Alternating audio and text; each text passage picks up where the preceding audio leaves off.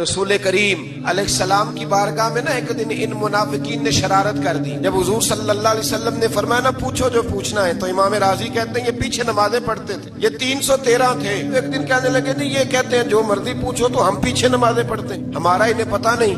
जब ये एतराज किया ना हुजूर के इल्म पर, आप समझ लें कि हुजूर के इल्म पर एतराज करना तरीका किसका है। जब ये कहा तो अल्लाह के रसूल ने ना, जुमे वाला दिन था, 70 बंदे नाम लेके हुजूर ने मस्जिद नबी से निकाल दी। अब 70 बंदे इकट्ठे गली में निकले तो रश तो पड़ जाता है ना। हजरत उमर फारूक लेट हो गए, जुमे में आ रहे थे। इनको जाते हुए देखा तो उमर फारूक फरमाने लगे जुमा हो गया है। तो अब्दुल्ला बिन अबी सुलोल जो इनका सरबराह था ना, हजरत उमर से कहने लगा हाँ जी हो गया है। हजरत उमर अंदर चले गए तो पीछे से वो मुनाफिकीन अपने सरदार से कहने लगे कि 2 मिनट में उमर को पता चल जाएगा कि तुमने झूठ बोला है। कहने लगा बड़े पागल हो, मैंने तुम्हारी जान बचाई है। नबी पाक ने तो मस्जिद से निकाला है ना, उमर को पता चल जाता ना मुनाफिक है, उमर ने तलवार लेके तो दुनिया से निकाल देना।